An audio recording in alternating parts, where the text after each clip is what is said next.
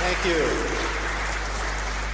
So one of the underlying texts of what Dr. Kalis was just talking about is if we're going to get the benefits of a Mediterranean diet and the benefits of oleocanthal and olive oil, we first need to get people to consume it. And that's really been a challenge in the United States because we, as a country, only consume about 1 liter per person per year, in contrast to the average Greek who consumes 18, 20 liters. The statistics are a little bit all over the place, but the Greeks are clearly in the lead internationally in olive oil consumption, and if Americans can start to consume a little bit of that, it will actually do a lot for all olive oil producers because there will be a much higher demand. So it's also been a challenge because the American diet has had some issues with some of its unhealthy qualities. So let me ask you, if I were to say American food, what's the first thing that would come to your mind? Hamburgers. Well, that's, how do you advance this thing?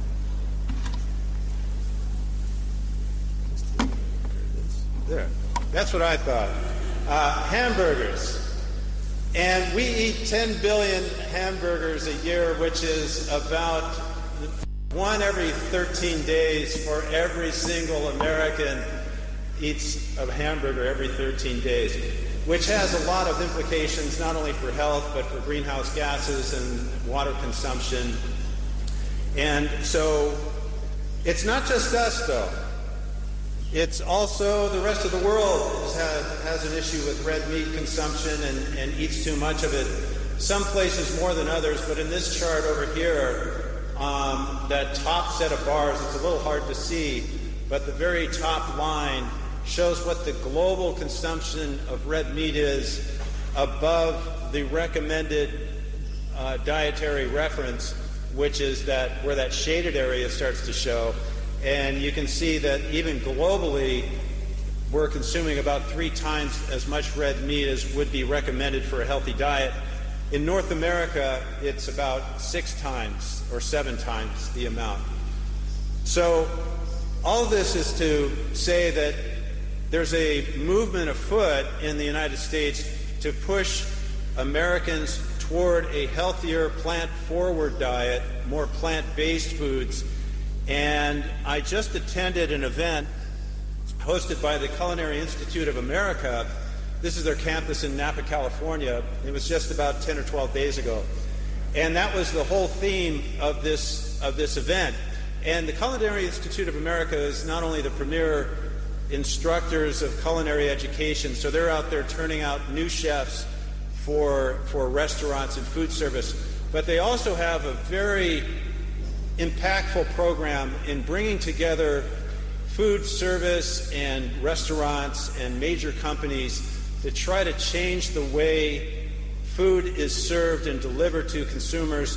And their goals are to deliver more global flavors, but also a more sustainable food system and a healthier food system. And so this was a global summit on plant-forward cuisine, and you hear this term plant-forward, and it's not like this is a term that is used very much in common language in the U.S., but what it means, and they've given us this definition, which is emphasizing more plant-based foods, but not at the exclusion of meat, and to, basically when you read this definition, it talks about the same principles as you would see in the Mediterranean diet. So the Mediterranean diet would be sort of the gold standard of plant-forward. No diet has been more studied or validated than the Mediterranean diet. But it doesn't just include the Mediterranean diet. And if you look around the world, and this was featured at this event in Napa with the Culinary Institute, there were chefs from India and the Middle East, Latin America, and Asia. And all of these food cultures have a plant-based component to them. Traditionally, that is how they would eat. And so one culinary strategy that was discussed, just to give you an example of what a chef might want to employ to get more plant-forward food onto a menu, is to use the world's spice selection as a way to advance plant-forward, to add flavor. If you're going to reduce meat, you got to add flavor somehow. So one example with roasted vegetables is to use different spices depending on the type of food you're aiming for to give you some really very tasty results. And the other big factor that they emphasized at this event was, if you're going to get people to adopt a plant-forward style of eating, the food has to be delicious. It has to sometimes be indulgent. And you can do both of those things actually with olive oil. So it's a trend that's growing in the U.S., and I just picked up some of these statistics that an institute has put out recently. 19% increase in plant-based dishes ordered at restaurants in 2017, almost a 5-fold growth in the term vegan on U.S. menus in the last 10 years. A quarter of consumers want to reduce their meat intake.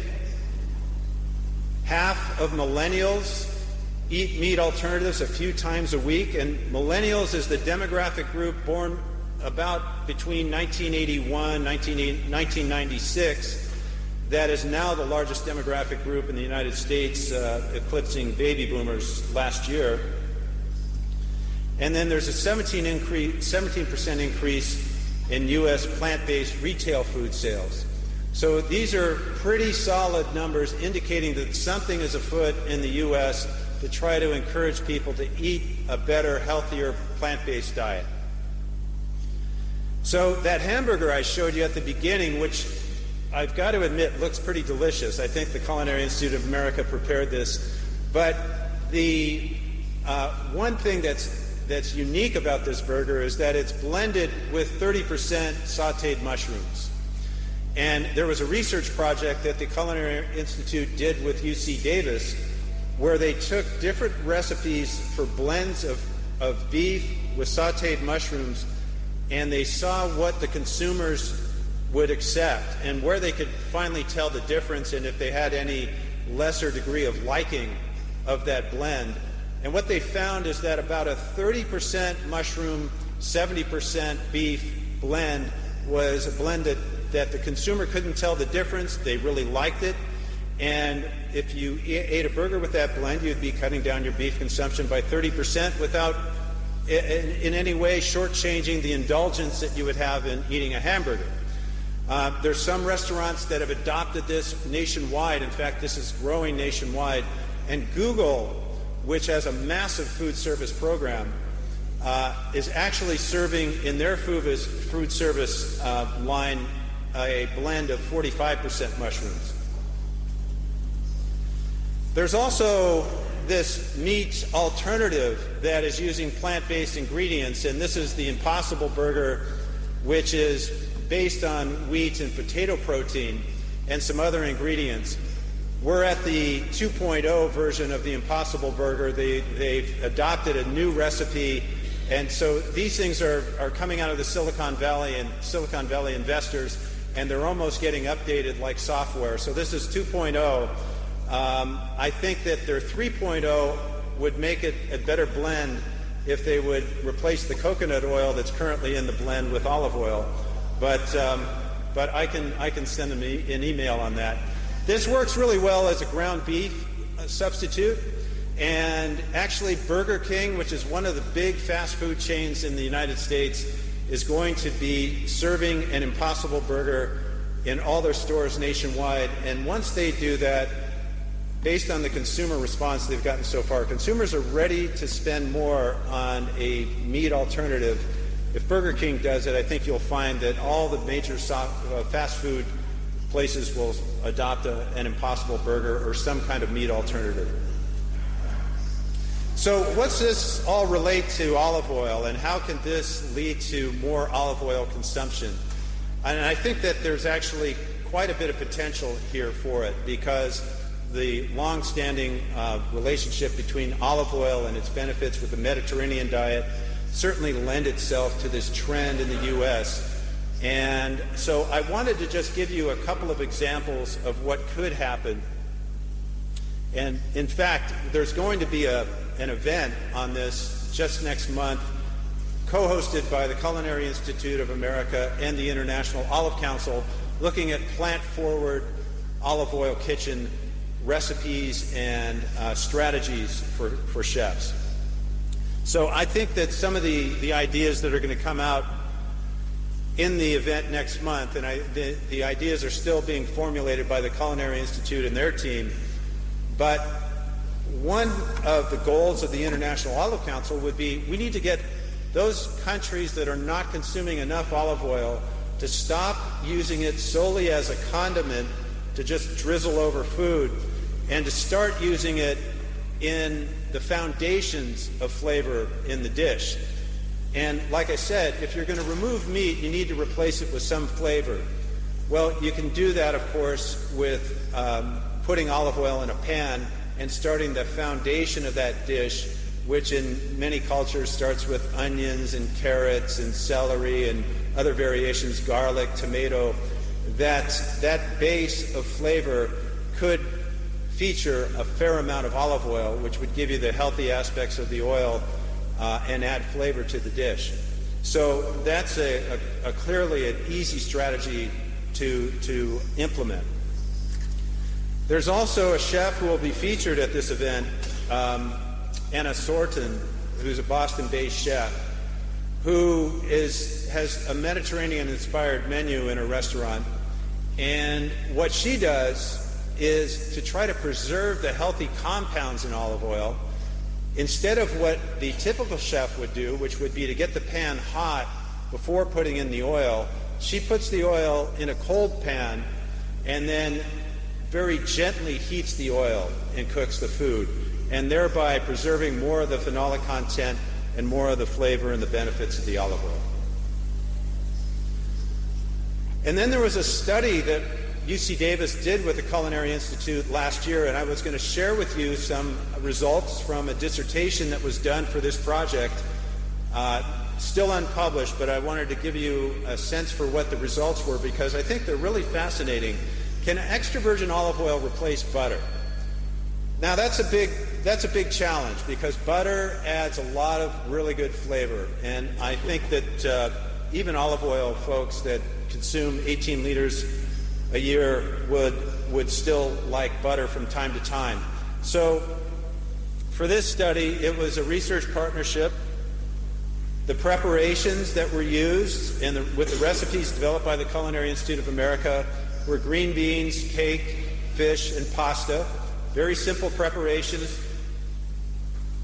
The options that were used in these dishes, so there were 6 versions of each dish, was a mild and strongly flavored butter, as well as a mild, medium, robust, and defective olive oil. And so the defective olive oil wouldn't have been extra virgin, but the other 3 were. There was conducted a sensory evaluation of the oils, as well as a consumer study to see what consumers thought of each of these dishes. And it was done in California, Spain, and Italy, using the vast resources that the Culinary Institute has globally, working globally in universities and with culinary schools worldwide. Okay, so that's the foundation. Now here's the first result. Green beans. And let me just explain this chart to you. So there's 3 groups of bars. There's California on the left, Spain in the middle, and Italy on the right. And all of these bars are measuring the degree of liking that the consumers had for the different fat that was used to prepare the dish. Now, if you look at California on the left, those 2 bars on the very left are for butter, the mild butter and the strong butter. So Californians like the green beans a little bit better with butter. But if you go to the right, and you look at the Italians, and you look at those 4 bars on the very right, those are for the olive oil. They liked olive oil better than butter. So some of this is cultural. There isn't a long cultural history in the United States of olive oil consumption, but you can also see that there isn't that much difference. There's some significance, but it's not that much different on that dish. For cake, again, in California, they give a little bit of an edge to butter. However, the mild olive oil is about at the same level as the mild butter. So that suggests that you could substitute olive oil for butter and still get the same level of consumer liking. And you would be consuming olive oil while eating cake, which is a great bonus. That's a win-win for everybody. In Spain, in the center, they kind of like both of the fats about the same. For the fish, it's quite a bit closer there, so it looks like you could go either way with butter or olive oil for fish. And then for the pasta, the Californians definitely like butter better than olive oil for pasta, and so did the Spaniards. But the Italians, a lot closer. They liked olive oil pretty well. So that suggests that you can substitute olive oil for butter, and if food service and large restaurants and institutions adopted some of these strategies, you would massively increase the amount of olive oil in the food and the benefits that they would get from olive oil without the consumer really noticing much of a difference, kind of like that blended burger. So all of this is to say that there is a lot of room for a plant-forward diet to grow in the United States. It's a lot like the Mediterranean diet. In fact, it's very, if there's lessons to be learned here, you could just go to Greek cuisine and learn those lessons. And one of the chefs who was at this event was Diane Kochilas, who is New York born but Greek heritage, who is probably the person in the United States where more people have learned about Greek food and wine than anybody else. And she was going through the list of plant-forward Greek dishes that are out there that, were shaped by the cultural history and the fasting and the religious traditions that you have in Greece. But the fritters and flatbreads and the spreads and the greens, all the vegetable dishes that are out there in the Greek menu are really good examples of how you can add olive oil to the food while still having just wonderful, delicious food. And putting it in the pan as a foundation for the flavoring of the food rather than as some of the less experienced olive oil cultures where they just drizzle it on the food. So there's definitely a lot that we can pull from the Greek menu and traditions. And so I think that, in short, olive oil and plant-forward go together really well. The millennials are driving this. Our young people are going to put us on the path to a better way in the United States, and I'm sure they're doing it here in Greece as well. And if it just took Americans to go from 1 liter a year to 2 liters a year, that would have a very significant impact on the global consumption and supply of olive oil, and I think would lift all olive oil producers if that happens. So thank you very much.